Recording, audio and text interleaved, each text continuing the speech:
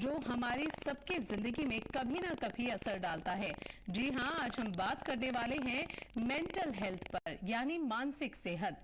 खासकर जम्मू और कश्मीर जैसे इलाके में जहां के हालात और चुनौतियां अक्सर मेंटल पीस पर गहरा असर डालती हैं। उम्र या परिस्थितियां चाहे जो भी हो, मेंटल हेल्थ की परेशानी किसी को भी हो सकती है। लेकिन अगर आपसे हम ये पूछें कि क्या आप इस पर इतना ध्यान देते हैं, तो यकीनन आपका जवाब ना होगा। लेकिन हम आपको बता दें कि मेंटल हेल्थ हमारी जिंदगी का एक ऐसा पहलू है जो हमारे सोचने, महसूस करने और जिंदगी जीने के तरीके पर गहरी छाप छोड़ता है, क्योंकि ये उतना ही जरूरी है जितना कि फिजिकल हेल्थ। आपको बता दें कि साल 2017 में लैंसेट की रिपोर्ट में कहा गया कि हर 7 में से 1 इंडियन किसी न किसी तरह के डिप्रेशन से जूझ रहा है। लैंसेट की रिपोर्ट के मुताबिक 4 करोड़ लोग डिप्रेशन से परेशान हैं। इस रिपोर्ट में कहा गया कि भारत में करीबन 19.5 करोड़ लोग अलग अलग तरह के मानसिक समस्याओं से जूझ रहे हैं। इसमें से 4.5 करोड़ लोग डिप्रेशन और करीबन 4.5 करोड़ लोग ही तनाव से ग्रसित हैं। रिपोर्ट में यह भी कहा गया कि हालांकि स्ट्रेस या तनाव का दायरा इस आंकड़े से कहीं ज्यादा है, लेकिन रिपोर्ट के मुताबिक तनाव और डिप्रेशन से परेशान रहने वाले ज्यादातर लोग शहरी नौजवान हैं जो कॉर्पोरेट सेक्टर में काम करते हैं। इसकी वजह 1990 के बाद से भारत में सभी तरह के मेंटल हेल्थ से पीड़ित मरीजों की संख्या दोगुनी हो गई है। सबसे ज्यादा चिंता की बात यह है कि ज्यादातर लोग डिप्रेशन और स्ट्रेस को गंभीरता से नहीं लेते। उन्हें यह लगता है कि यह कोई बीमारी नहीं, लेकिन एक्सपर्ट्स का यह कहना है कि जिस तरह शरीर की बीमारियां होती हैं, उसी तरह मन की भी बीमारियां होती हैं। मन की भी बीमारियां जिंदगी पर बुरा असर डालती हैं। बात अगर करें हम जम्मू और कश्मीर की, तो आपको बता दें कि यहां बदलते सामाजिक, राजनीतिक और आर्थिक हालात मानसिक तनाव को और बढ़ा देते हैं। और सर्वे के मुताबिक यहां टेंशन, डिप्रेशन और पीएसडी यानी पोस्ट ट्रॉमेटिक स्ट्रेस डिसऑर्डर जैसी परेशानियां आम होती जा रही हैं, मगर लोग अब इन पर खुलकर बात नहीं करते, जबकि मेंटल हेल्थ पर बात करना ही तो जरूरी है। अगर वक्त रहते इस पर ध्यान न दिया जाए तो ये समस्या बड़ी हो सकती है।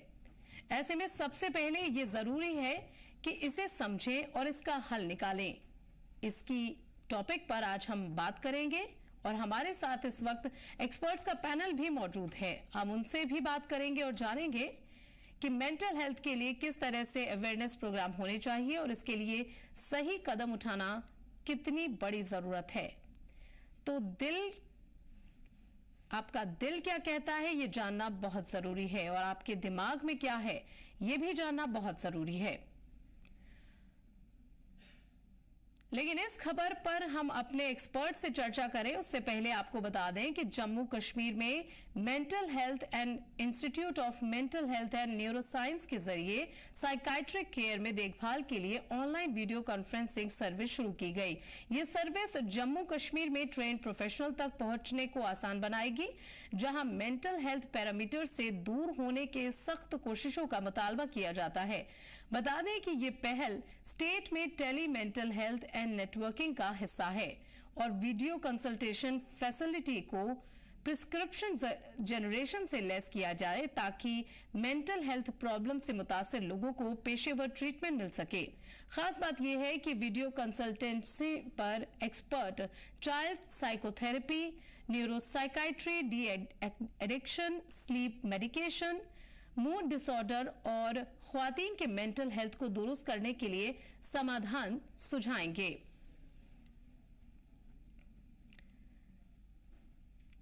तो मेंटल हेल्थ पर ध्यान देना बहुत जरूरी है।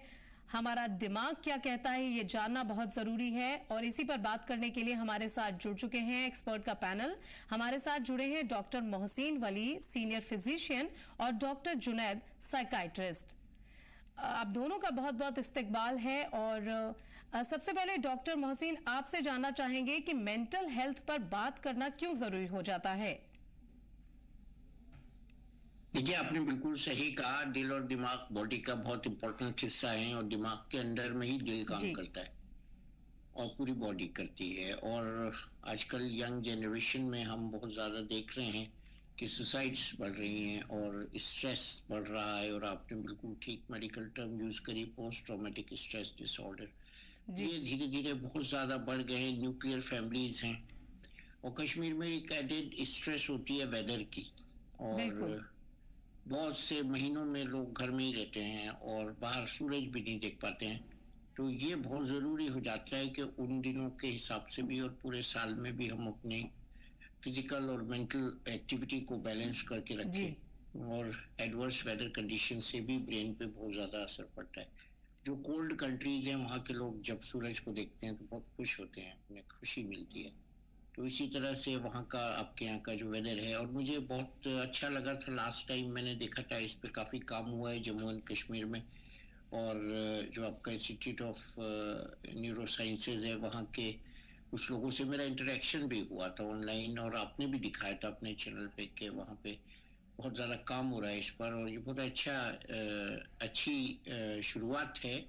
और हर लेवल पे ये काम हो रहा है, और डिस्ट्रिक्ट लेवल पे ख़ास तौर से ये काम हो रहा था। तो मुझे खुशी हुई थी देख के, मैं भी उस स्टॉक का हिस्सा था, और CM लेवल पे जो काम हो रहा है उसका भी मैं हिस्सा था। डॉक्टर जुनैद को आप अभी पूछेंगी तो वो भी बताएंगे। लेकिन इस वक्त जो ज़्यादातर स्लीप डिसऑर्डर हो रहा है बच्चों को, यंगस्टर्स को, और उसके अलावा जॉब रिलेटेड स्ट्रेस हो रहा है, और इसके अलावा एक और स्ट्रेस हो रहा है ड्रग्स से रिलेटेड। वो कहीं ना कहीं ड्रग्स का सहारा लेने लगे हैं अपने को ठीक रखने के लिए, या कुछ पीयर प्रेशर से वो ड्रग्स के अंदर जा रहे हैं। कुछ स्टेट्स में इंडिया में बहुत ज़्यादा ये हो रहा है, और हमें अपनी स्टेट को भी इससे बचाना है जी। तो ये सब बातें मिला जुला इफेक्ट करती हैं तो यंगस्टर्स को, और स्पेशली गर्ल्स को भी जी। उनकी शादी में डिले एक फैक्टर होता है, और उनकी जो एजुकेशन है उससे रिलेटेड भी एक फैक्टर होता है कि हम उनको आगे बढ़ा रहे हैं पढ़ाने में कि नहीं, और मेल बॉयज़ के मुकाबले में उनको तरजीह दे रहे हैं कि नहीं। उनको इस तरह का कोई कॉम्प्लेक्स नहीं होना चाहिए। इसके अलावा जनरल चीज़ें होती हैं, जैसे किसी के बाल घने नहीं है, किसी की हाइट कम है, छोटी लव अफेयर में कुछ नाकामी हुई, तो ये सब मिला जुला के ये डिप्रेशन और ये जो एंजाइटी है, एंजाइटीज भी बढ़ रही हैं। तो ये psychiatric illnesses are on rise in India as a whole. जी, जैसा कि आपने कहा साइकाइट्रिक इलनेस, तो मैं जाना चाहूंगी डॉक्टर जुनैद के पास। डॉक्टर जुनैद, आपसे जानना चाहेंगे कि सरकार और NGOs भी जो हैं इस दिशा में काम कर रहे हैं, जैसे कि मिशन यूथ और कई तरीके के प्रोजेक्ट जो हैं सरकार ने लॉन्च किए हैं, लेकिन आपसे यही सवाल लेना चाहूंगी कि मानसिक स्वास्थ्य यानी मेंटल हेल्थ को बेहतर बनाने के लिए हमें सबसे पहले क्या करना चाहिए?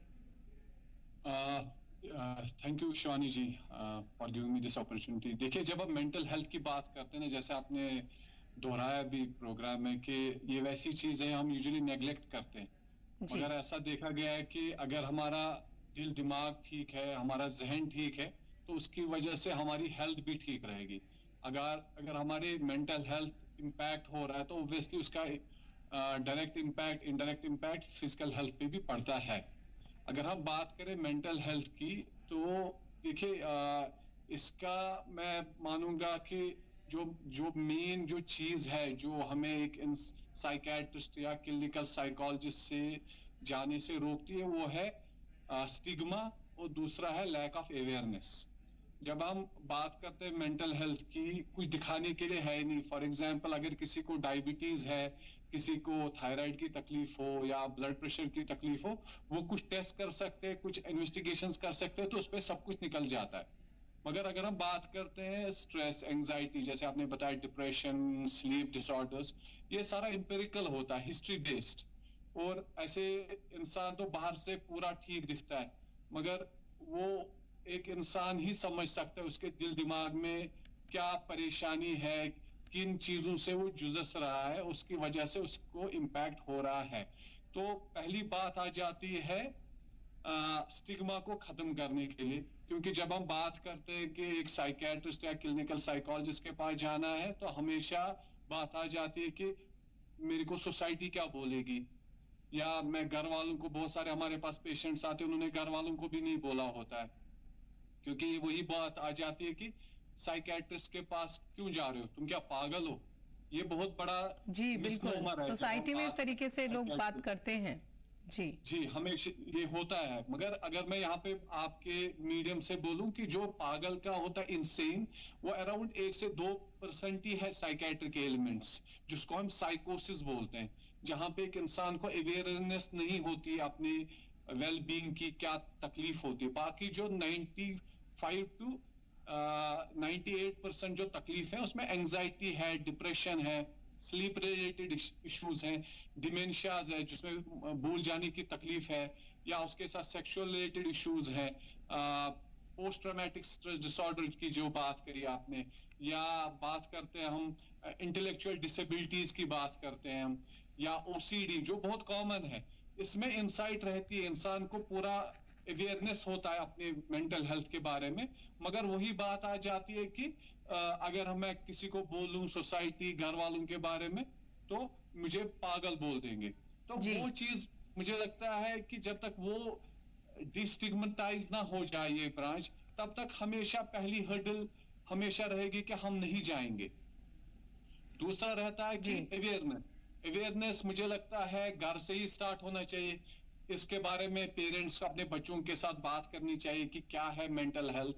अगर उनको कुछ चेंजेस लगे अपने बच्चों में, बिहेवियरल चेंजेस दिखी, जैसे वो बड़ा मानो घुल मिलता था अपने पेरेंट्स के साथ, या जो फैमिली मेंबर्स उनके साथ बैठता था, बड़ा हंसी मजाक करता था, तो ऑल ऑफ अ सडन उसका बिहेवियर चेंज हो गया, एग्रेशन हो गया, या वो छुप करके बैठता, अलग थलग बैठता। तो we have to address these issues, ये जरूरी है। दूसरा मीडियम आ जाता है उसके पास स्कूल में भी रेगुलर प्रोग्राम्स होने चाहिए जहां पे हम हर एक चीज के बारे में बात करें। जैसे डॉक्टर साहब ने भी बात करी यहाँ पे एडिक्शन की, ये बहुत ज्यादा फैल रहा है and God forbid we may lose a generation. उतना ये उस तरीके से पेंडेमिक की तरफ तरीके से ये फैल रहा है। We are doing our bit but we need to do more about it. और जैसे बाकी मीडियम्स है, जैसे स्कॉलर्स हैं मस्जिदों में या बाकी रिलीजियस जगहों में भी एटलीस्ट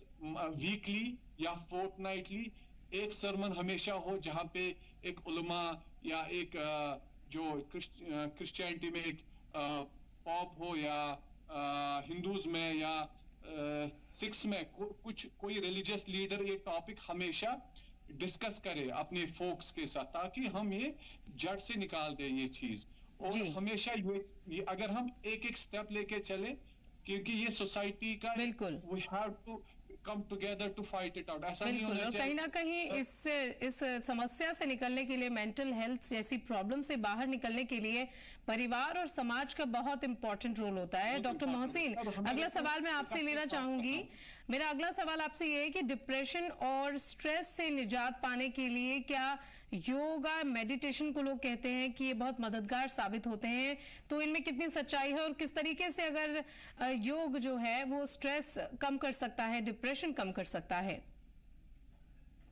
नहीं, सभी चीजें हैं। स्ट्रेस का सबसे अच्छा स्ट्रेस बस्टर है कंटेनमेंट, और कंटेनमेंट के बाद आप कोई भी एक्सरसाइज इन एनी फॉर्म, तो योगा को इसमें बहुत बड़ा इसमें परसेंटेज हम देते हैं यूजफुलनेस में इसकी, और मेंटल रिलैक्सेशन में, फिजिकल रिलैक्सेशन में, जनरल हेल्थ में एज ए होल। तो ये बहुत ज़्यादा जो है इम्पोर्टेंट हो जाता है।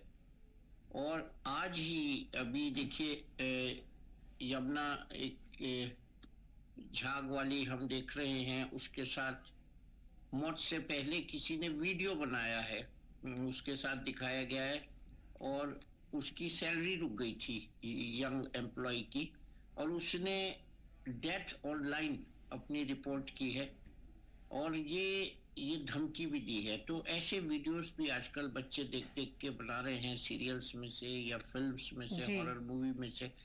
तो इन सब का बेहतरीन तरीका है कि योग और एक्सरसाइज और इबादत में उनको लगाया जाए, जैसे डॉक्टर साहब ने भी बताया। तो हम अगर रिलीजियस होंगे, हम अपनी बड़ों के साथ रहेंगे, उनसे हम अच्छी क्वालिटी सीखेंगे, तो हमारे बच्चे इस प्रोग्राम में जो टीचर्स द्वारा डिजाइन किया जाएगा उसमें एक पॉजिटिव एटीट्यूड लाएंगे अपनी लाइफ में। जी, कहीं ना कहीं ये बहुत जरूरी हो जाता है, और योगा का इसमें रोल है। और इसके अलावा और भी जो सवेरे सोने का और सवेरे उठने का अपने लाइफस्टाइल में थोड़ा बदलाव करने की लोगों को जरूरत है।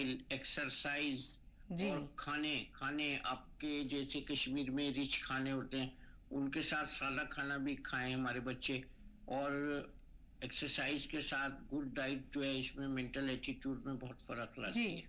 डॉक्टर जुनैद, आपसे जानना चाहेंगे जी डॉक्टर साहब, आपसे जानना चाहेंगे डॉक्टर जुनैद कि डिप्रेशन और मानसिक तनाव से होने वाले नुकसान क्या हैं, इनके नुकसानात के बारे में जरा हमारे दर्शकों को अगर आप बताएं तो उन्हें बड़ी मदद मिलेगी।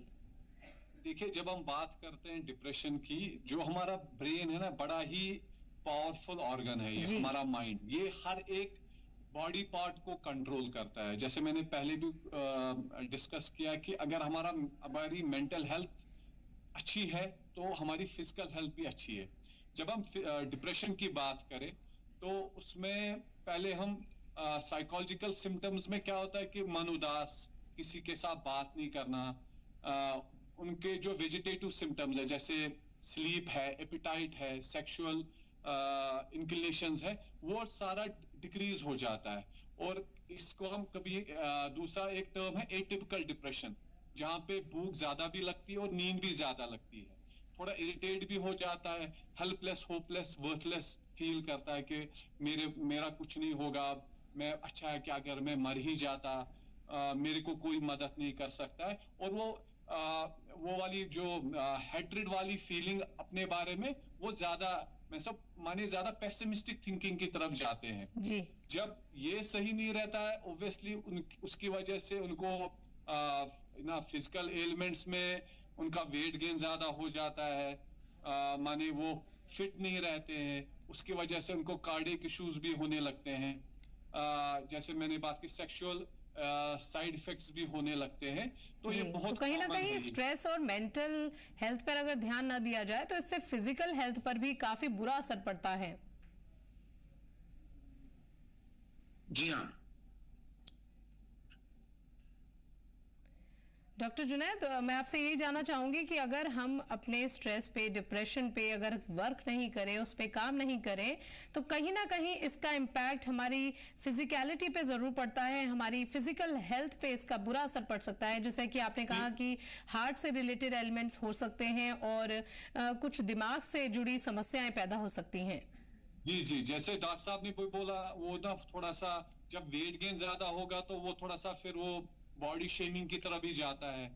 तो माने जब इंसान को इंटरेस्ट ही नहीं है किसी चीज में, वो फिर एक अलग थलग पड़ा रहता है, उसकी वजह से ओब्वियसली बाकी एलिमेंट्स भी आहिस्ता आहिस्ता, जैसे मैंने बहुत कॉमन देखा है डायबिटीज, फीमेल्स में जो भी यंग फीमेल्स होती है उनमें पीसीओएस, पॉलिसिस्टिक ओवरियन सिंड्रोम भी बहुत कॉमन है, उसकी वजह से उनको फिर फर्टिलिटी में भी इश्यूज होते हैं। तो माने ये एक किस्म का ये मिक्सचर ऑफ सिंड्रोम्स बन जाता है, जिसकी वजह से फिर बाकी चीजें भी घर कर लेती है। जी, तो कहीं ना कहीं स्ट्रेस और मेंटल हेल्थ पे लोगों को बात करनी होगी, वो समाज में, परिवार में लोगों को मदद करनी होगी। अगर कोई मानसिक तनाव से जूझ रहा है, किसी मेंटल परेशानी से कोई जूझ रहा है, तो ऐसे में समाज और परिवार को आगे आगे मदद करनी होगी। बहुत बहुत शुक्रिया आप दोनों हजरात का हमारे साथ जुड़ने के लिए। लास्ट में मैं एक पॉइंट बोलना चाहूंगा कि हमेशा पहला स्टेप बहुत डिफिकल्ट रहता है जी, कि अगर मेरे को क्या बोलेंगे, अगर मैं साइकियाट्रिस्ट के पास, क्लिनिकल साइकोलॉजिस्ट के पास जाऊं, अगर वो पहला हर्डल हमने क्रॉस किया, ये मैं आपको विद श्योरिटी बोलता हूं कि जब हमारे पास पेशेंट्स आते हैं, they never go to any other place, because जब और किसी के पास जाते हैं ना, जैसे किसी को एंजाइटी रहती है वो कार्डियोलॉजिस्ट के पास जाते हैं, या किसी को वेट गेन के इश्यूज होते हैं वो और किसी के पास जाते हैं, वो खा रहे होते हैं हमारी दवाइयां, anti depressants, anti anxiety medicine, मगर उनको वो पता भी नहीं होता है, और उनको वो ऐसा रहता है कि नहीं, ऊपर से साइकियाट्रिस्ट नहीं लिखा है,